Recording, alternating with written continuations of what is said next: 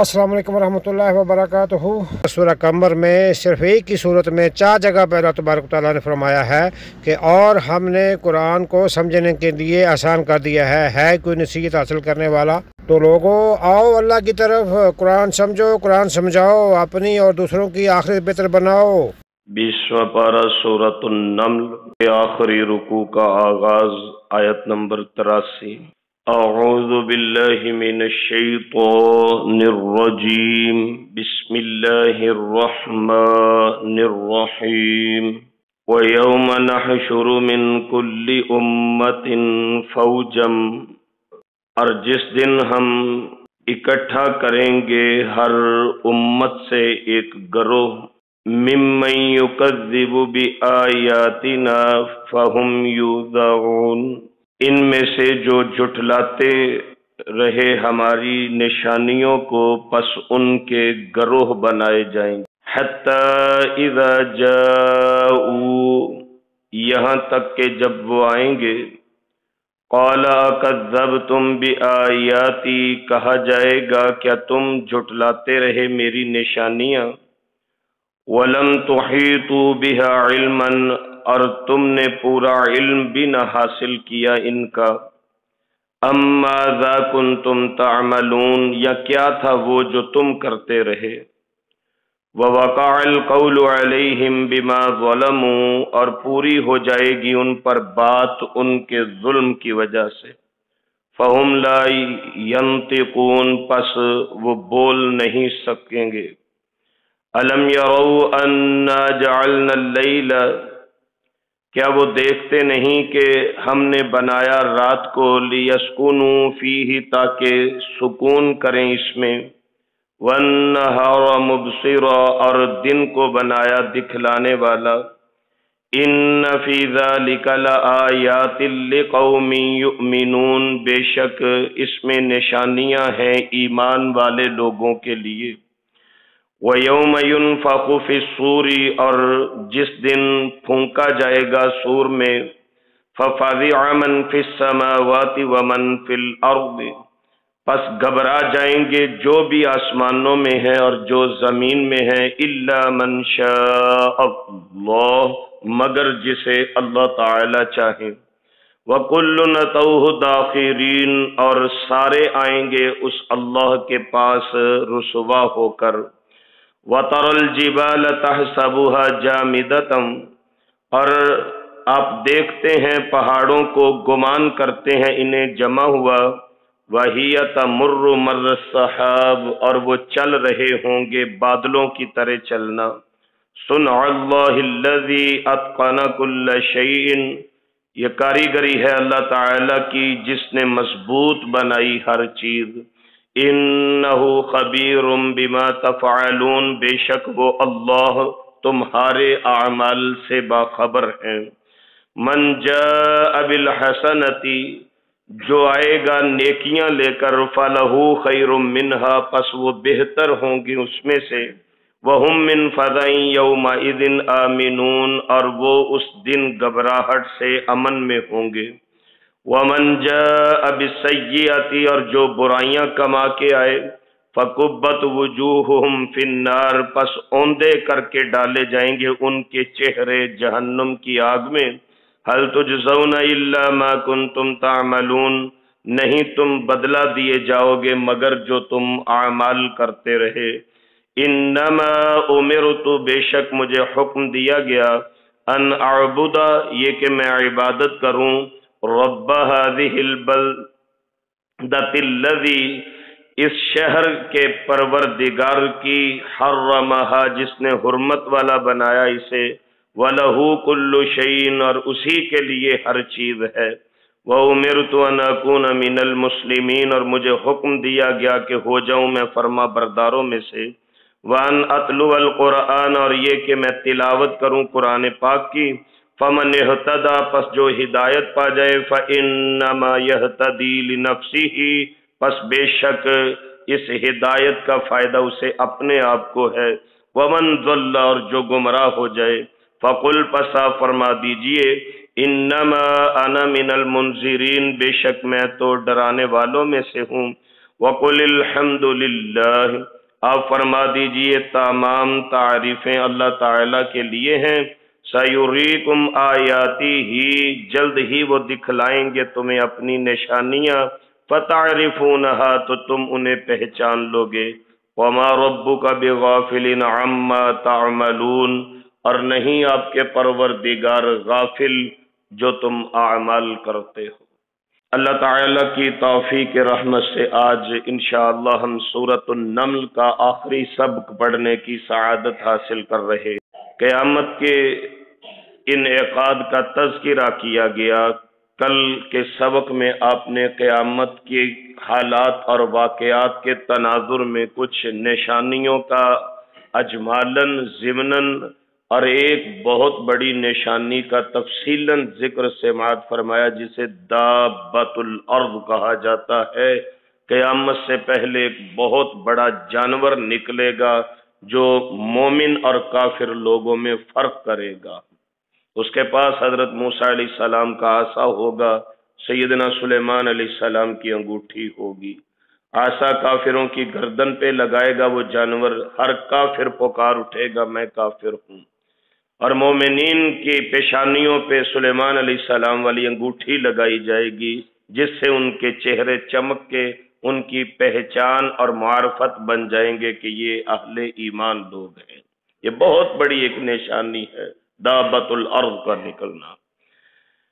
پھر قیامت کے انعقاد کا ذکر کیا گیا۔ وَيَوْمَ نَحْشُرُ مِنْ كُلِّ أُمَّةٍ فَوْجًا مِّمَّن يُكَذِّبُ بِآيَاتِنَا فَهُمْ يُوزَعُونَ، قیامت والے دن ہم اکٹھا کریں گے لوگوں کو، اور ہر امت میں سے ایک جماعت ان لوگوں کی بنائیں گے جو ہماری نشانیوں کو جھٹلاتے رہے۔ فَهُمْ يُوزَعُونَ، ایک تو اکٹھا کیے جانے کی کیفیت جو حدیث مبارکہ میں ہے، يُحْشَرُ النَّاسُ يَوْمَ الْقِيَامَةِ حُفَاةً عُرَاةً غُرْلًا، قدموں سے بھی ننگے، پاؤں سے ننگے، بدنوں سے ننگے اور بغیر ختنہ کے اللہ کی بارگاہ میں پیش کر دیے جائیں گے۔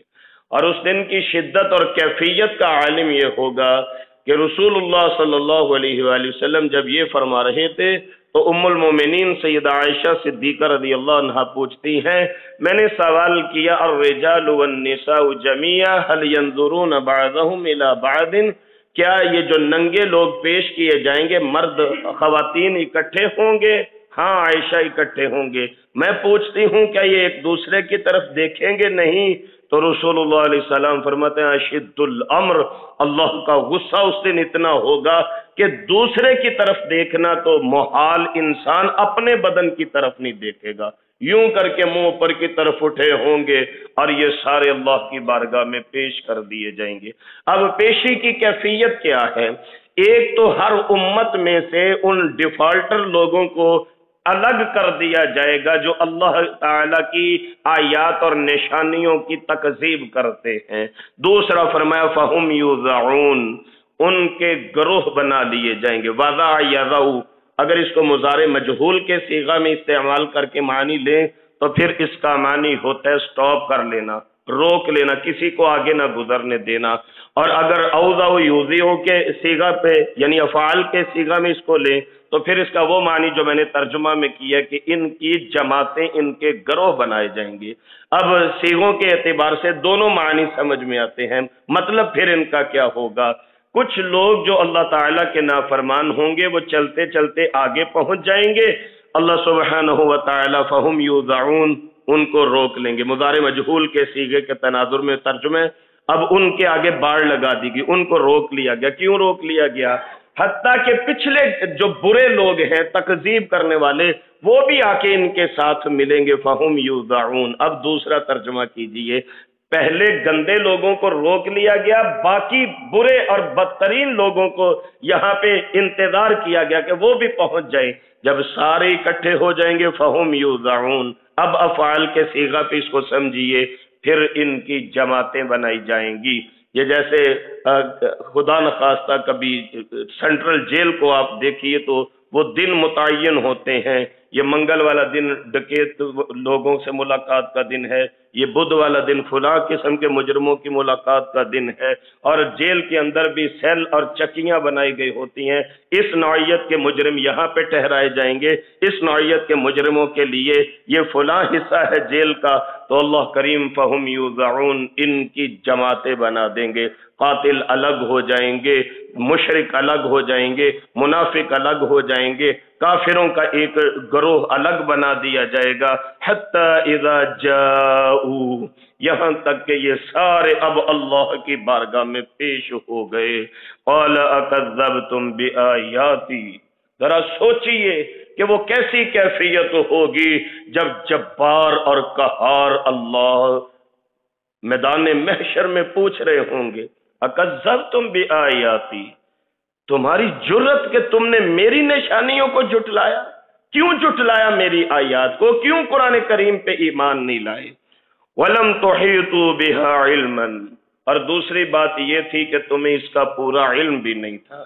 آپ یقین کیجئے کہ انکار کرنے والوں کی ایک میجورٹی ان لوگوں کی ہوتی ہے کہ جن کو مسائل کی خبر نہیں ہوتی، علم نہیں ہوتا، اور وہ یہ کہہ کے ٹھکرا دیتے ہیں، لو جی یہ تو نیا مسئلہ ہے، ہم نے تو آج ہی سنا ہے، ہمارے پہلے ہم ہی بس چلے گئے سارے کے سارے۔ ایک بہت کثیر تعداد ان لوگوں کی معاشرے میں موجود ہوتی ہے جو بجائے سمجھنے کے، بجائے فہم حاصل کرنے کے، شعور حاصل کرنے کے، ان کو علم نہیں اور انہوں نے ٹھکرا دی، ہم نہیں مانتے۔ کتنے لوگ بڑی معذرت کے ساتھ ہماری سوسائٹی میں موجود ہیں، کوئی حدیث مبارکہ سنائے، جی ہم نے تو آج تک ایسی کوئی حدیث نہیں سنی، یہ کہہ کے ٹھکرا دیا جاتا ہے۔ قرآن کریم کا ہم اس معیار اور لیول پہ پرکھتے ہیں کہ جہاں ہماری اپنی منشا ہو، ہماری اپنی تباہ ہو، قرآن کریم کا جو حکم ہماری تباہ کے مخالف ہو، ہم قرآن کریم کو چھوڑ دیتے ہیں لیکن اپنی منمانی اور مرضی کو نہیں چھوڑتے۔ اللہ کریم فرماتے ہیں وَلَمْ تُحِيطُوا بِهَا عِلْمًا، تمہیں علم بھی نہیں تھا، اچھی طرح سمجھتے تو صحیح کہ میری نشانیاں، میری آیات تم سے کیا تقاضا کرتی تھی، ماذا کنتم تعملون، یا پھر تم خود ہی آج بتا دو وہ کیا تھا جو تم کرتے رہے، وہ کیا تھا، یا ایھا الانسان ما غرک بربک الکریم، اور انسان تجھے کس چیز نے پروردگار کی نافرمانی پہ اکسایا کہ تو اللہ کی مخالفت پہ اتر آیا۔ اللہ کریم کچھ کہتے ہیں تو اس کے مخالف چلتا ہے، تو پوچھا جائے گا قیامت کو ماذا کنتم تعملون، وہ کیا تھا پھر جو تم کرتے رہے، میری تو تم نے نافرمانی کی، میرے انبیاء کو جھٹلایا، میری آیات کو جھٹلایا، قرآن کریم کو جھٹلایا، وہ کیا تھا جو تم کرتے رہے۔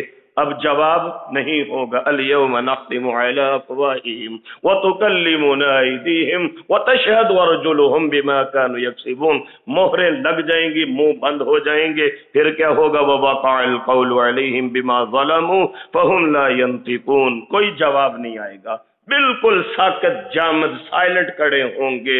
اللہ کریم کی طرف سے جو عذاب والا، سزا والا وعدہ اور بات ہے وہ ان پہ واقع کر دی جائے گی، کس وجہ سے، بما ظلموا، اپنے اعمال کا کیا درا ہے، اپنے ان کے ظلموں کی وجہ سے۔ پھر اللہ کریم قیامت کے تذکرے کے درمیان میں رات اور دن کا تذکرہ فرما دیتے ہیں۔ اس کا کیا مطلب ہے، الم یروا انا جعلنا اللیل لیسکنوا فیہ والنہار مبصرا، اس کا مطلب یہ ہے کہ تم روزانہ زندگی اور موت کا مشاہدہ کرتے ہو۔ انسان جب سو جاتا ہے تو مطلب کیا ہے، مر جاتا ہے، فوت ہو جاتا ہے، یہ نیند موت کی چھوٹی بہن ہے۔ اسی لیے حدیث مبارکہ میں یہ دعا سکھلائی گئی کہ جب تم صبح بیدار ہو تو پھر پڑھا کرو الحمدللہ الذی احیانا بعدما اماتنا والیہ النشور۔ ہمیں تو روز کی قیامت یاد کروائی جاتی ہے کہ اگر تمہیں اٹھنا نصیب ہو، کتنے لوگ ایسے ہیں جو سوتے ہیں تو سوتے ہی سو جاتے ہیں، گھر والے دیکھتے ہیں ابھی رات کو تو اچھے بھلے ہم نے سلایا تھا، صبح ان کے کمرے میں جا کے دیکھا تو یہ فوت ہو چکے تھے۔ کسی دن ایسا نہ ہو کہ سوئیں اپنے بستر پہ اور آنکھ قبر میں جا کے کھلے، اس سے قبل اپنے اللہ کے احکامات کو سمجھیے۔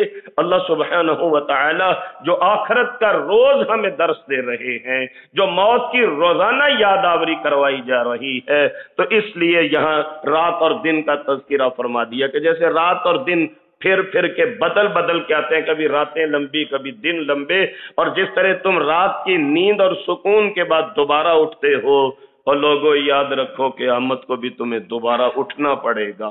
اللہ کی بارگاہ میں پیش ہونا پڑے گا. اس لیے رات اور دن، رات کو سکون کا سبب بنایا، والنہار مبصرا، دن تمہارے دکھلانے کے لیے بنایا گیا. ان فی ذلک لآیات لقوم یؤمنون، اس میں بھی ایمان والوں کے لیے نشانیاں ہیں.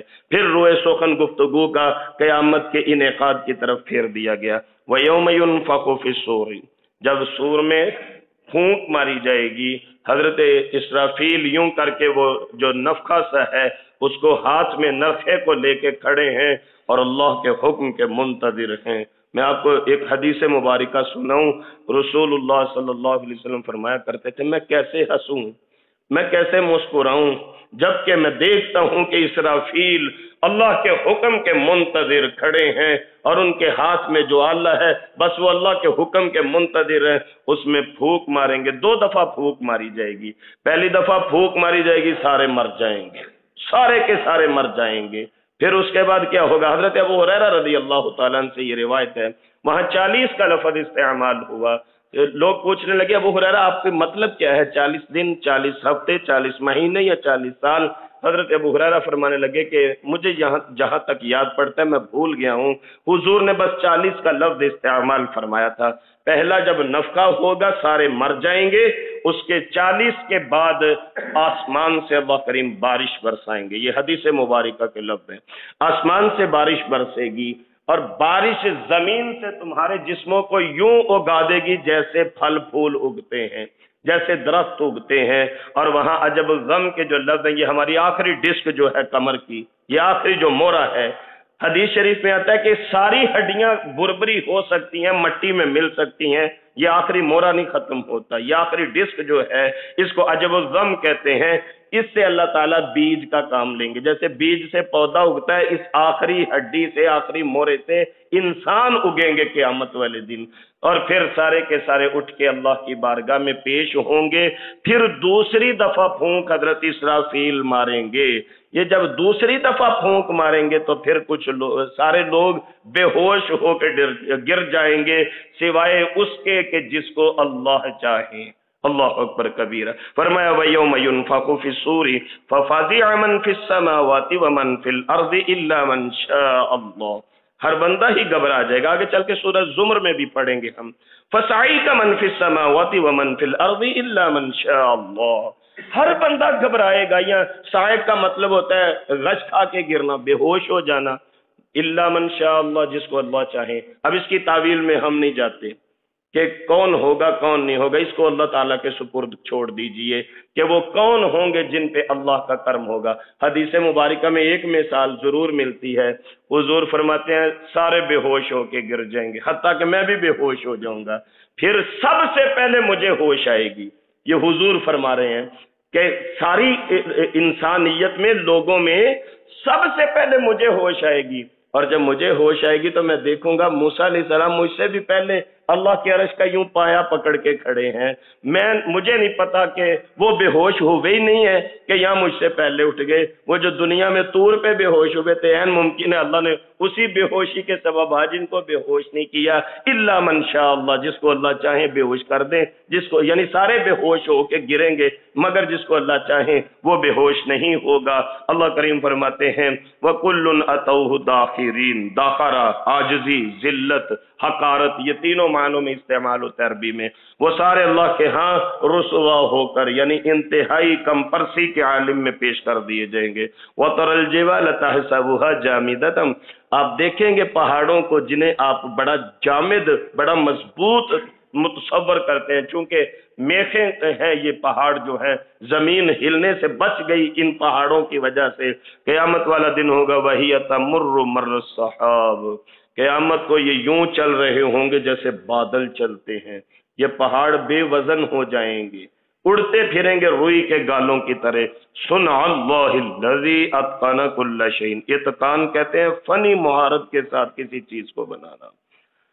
صنع اللہ، یہ اللہ تعالیٰ کی کاریگری ہے. الذی اتقن کل شیء، جس اللہ کریم نے بڑی فنی مہارت کے ساتھ ہر چیز بنائی. آپ دیکھیے، بلکہ کسی کو نہ دیکھیے، صرف اپنے وجود کو دیکھیے. ہمارے اندر کتنے سسٹم چل رہے ہیں ہم کتنی ان کی رکھوالی کرتے ہیں، کتنی کیئر کرتے ہیں، کتنا دھیان رکھتے ہیں کہ میں اپنے دل کی دھڑکن کو دیکھ کے میں اپنی ہارٹ بیٹ پہ غور رکھوں، میں اپنے دماغ پہ غور رکھوں، میں بلڈ سرکولیشن پہ غور رکھوں۔ کون کر رہا ہے؟ یہ اللہ تعالیٰ ہے جو پورے کے پورے نظام کو اور بڑی مہارت کے ساتھ چلا رہے ہیں۔ اللہ انہ خبیر بما تفعلون، جو تم کام کرتے ہو اللہ تعالیٰ ان کی خبر رکھنے والے ہیں۔ پھر قیامت کے دن کی ایک اور کیفیت کا تذکرہ، من جاء بالحسنۃ، جو قیامت کو نیکیاں اپنی جھولی میں لے کے آئے گا، قیامت کو جو اپنے پاس نیک اعمال لے کے آئے گا، فَلَهُ خَيْرٌ مِّنْهَا، اور کیا چاہیے اسے؟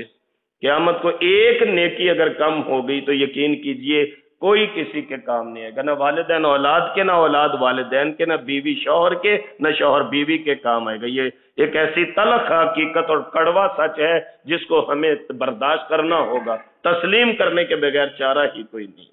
قیامت کو ایک نیکی بھی کم ہو گئی، کوئی کسی کو اپنی نیکی نہیں دے گا۔ اللہ کریم فرماتے ہیں جو نیکیاں لے کے آئے گا، وَهُم مِّن فَزَعٍ يَوْمَئِذٍ آمِنُونَ، وہ نیکیاں قیامت والے دن گھبراہٹ سے امن کا سبب بن جائیں گی۔ اللہ اکبر! ایک نیکی کا کتنا اجر ملتا ہے؟ 10 گنا، بلکہ حضرت ابو ہریرہ تو فرماتے ہیں 700 گنا تک، 1,00,000 تک بھی ایک نہیں، جتنی وہ ہماری نیت کے اندر اخلاص ہو، للہیت ہو، اللہ تعالیٰ کے لیے سنسیئر ہو کہ جتنی نیکیاں کریں گے اتنا اجر بڑھتا جائے گا۔ تو فرمایا قیامت والے دن نیکیوں کا یہ فائدہ ہوگا کہ گھبراہٹ سے بچت ہو جائے گی۔ ایک مثال چھوٹی سی میں عرض کر کے بات آگے چلاؤں۔ رسول اللہ علیہ السلام فرماتے ہیں کہ قیامت والے دن ایک بندے کی نیکی کم ہو جائے گی، کہیں سے نہیں ملے گی، پریشان ہوگا۔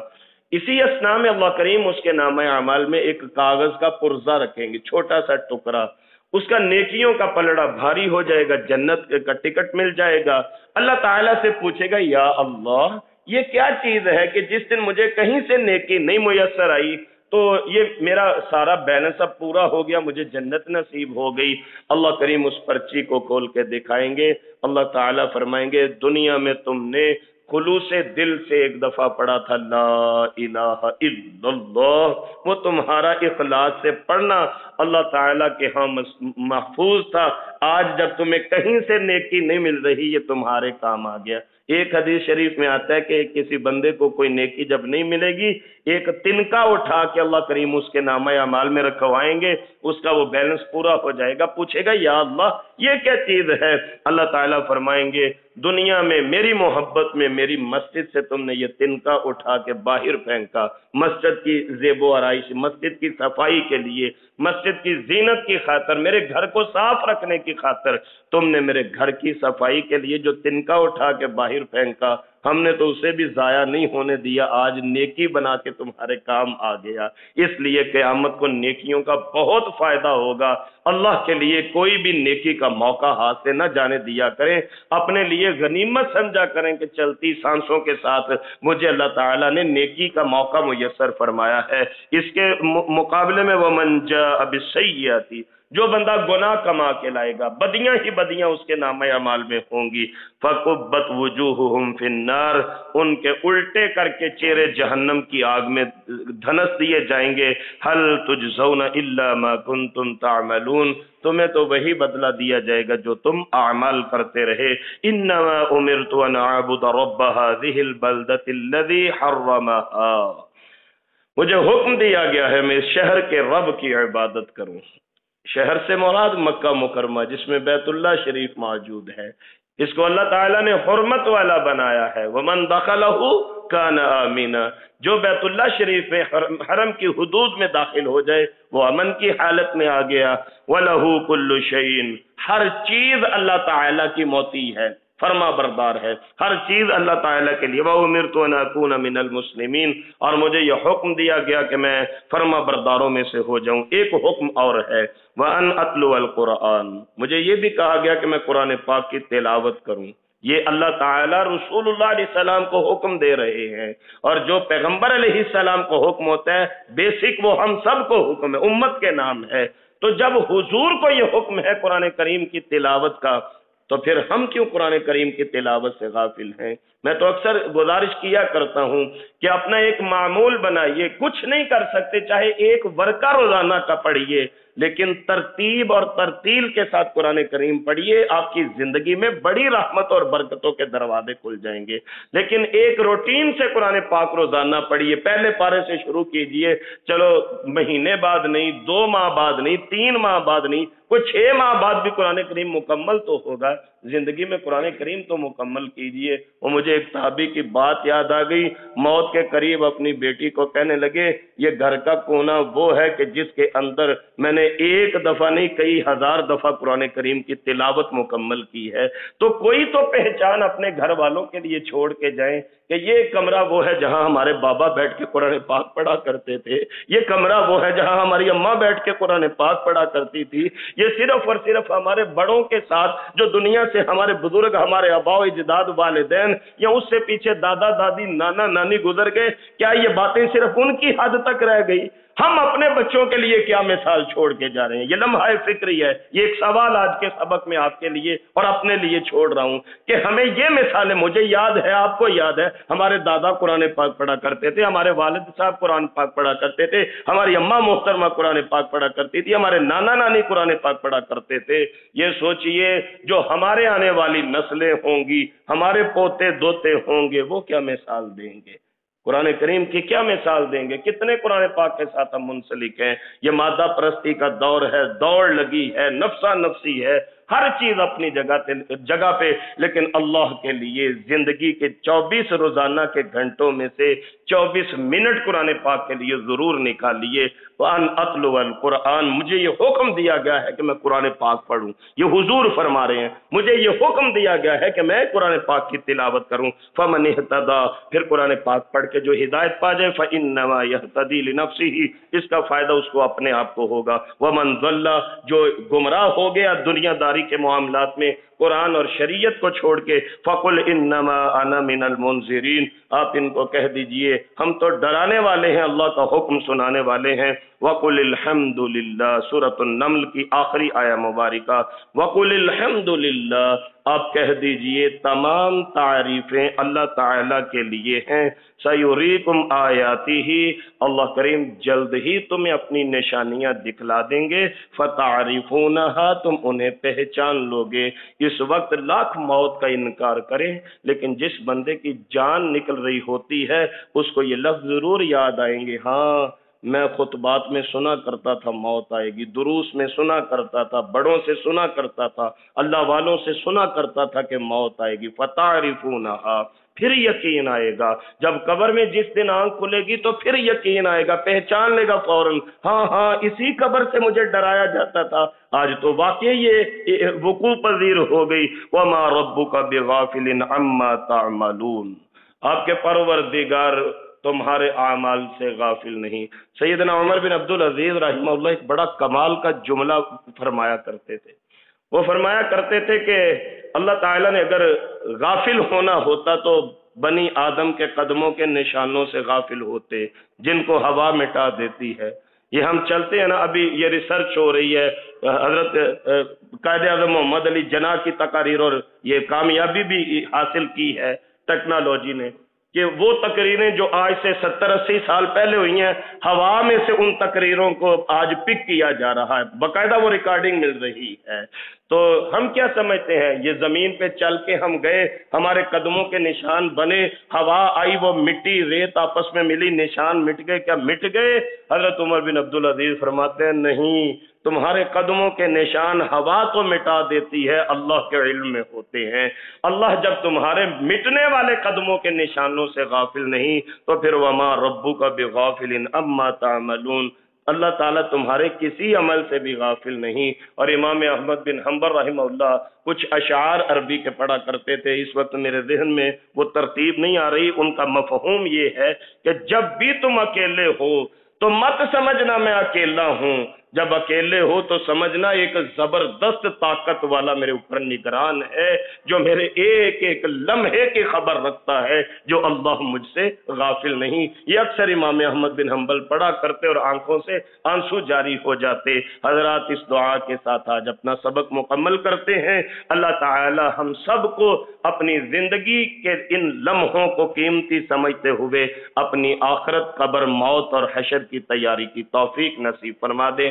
آپ لوگوں کے لیے مبارک ہے، آج ہم نے اللہ کی توفیق سے سورۃ النمل تک قرآن کریم کی تفسیر کو مکمل کرنے کی سعادت حاصل کر لی۔ اللہ سبحانہ و تعالی اسے اپنی بارگاہ میں قبول فرما کے ہم سب کے لیے توشہ آخرت اور ذریعہ نجات فرما دیں۔ امت مسلمہ کے لیے اور جن بہنوں نے بھائیوں نے دعا کی درخواست کی ہے ان سب کے لیے آئیے مل کے حسب معمول ہم اس سورہ مبارکہ کی تکمیل پہ اپنے اس عمل کو بطور وسیلہ اللہ تعالیٰ کی بارگاہ میں پیش کر کے اپنی مناجات اور دعائیں اللہ کے حضور التجائیہ انداز میں پیش کر کے اللہ کی رحمت کے سوالی بن جائیں۔ بسم اللہ الرحمن الرحیم۔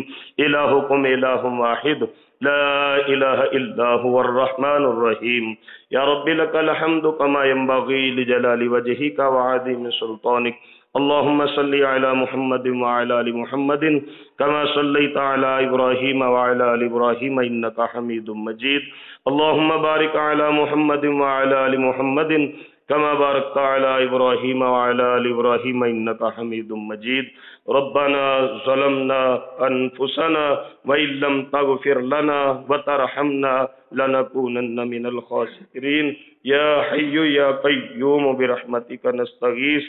اللهم انت ولینا فی الدنیا والآخرہ توفنا مسلمین والحقنا بالصالحین۔ اے میرے علی کل شیء قدیر اللہ، حنان اور منان، رحیم اور رحمان اللہ، آپ سمیع قریب بھی، سمیع بصیر بھی ہیں، قریب مجیب بھی ہیں۔ اللہ اپنی رحمت کاملہ سے ہم سب کی دعاؤں کو مستجاب فرما دیجئے۔ اے اللہ کریم، ہم نے آپ کی توفیق رحمت سے قرآن کریم کی سورہ نمل تک تفسیر، ترجمہ، مفہوم، معنی اور مطالب کا سفر مکمل کرنے کی آج سعادت حاصل کی۔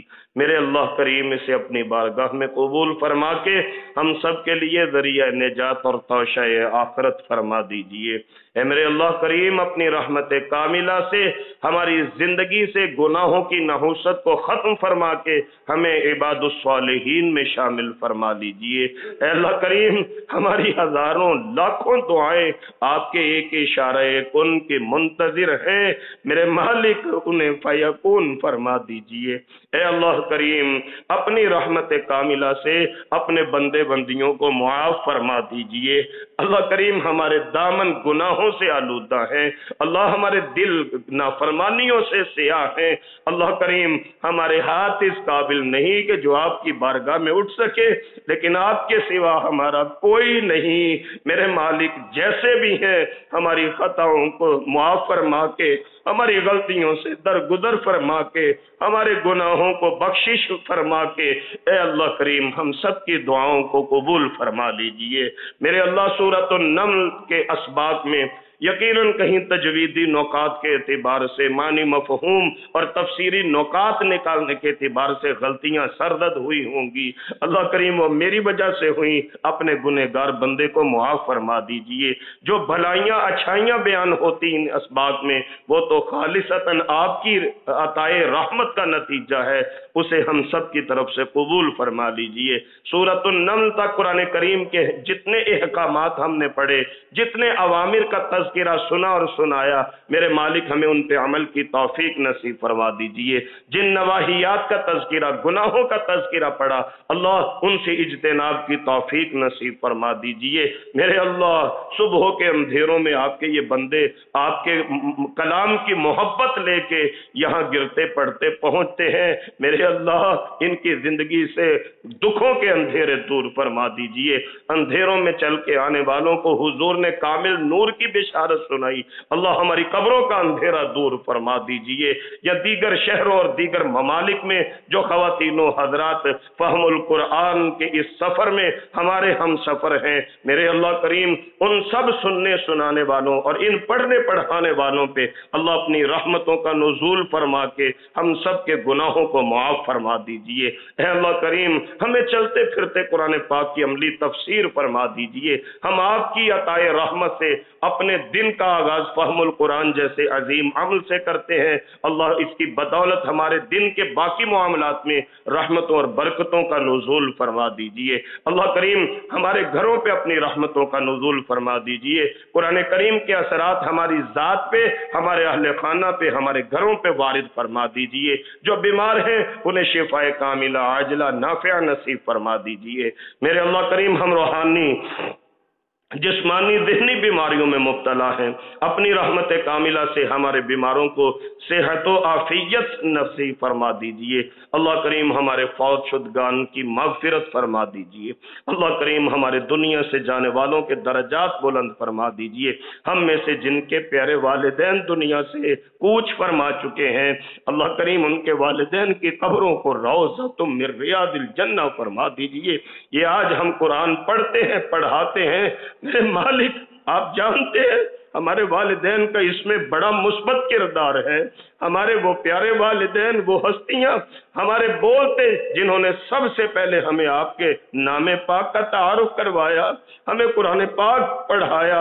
ऐ अल्लाह करीम आज वो हस्तियां, मुबारक हस्तियां मनो मट्टी तले जा चुकी, अल्लाह करीम उनकी कब्रों को रौज़तुम मिन रियादिल जन्नह फरमा दीजिए।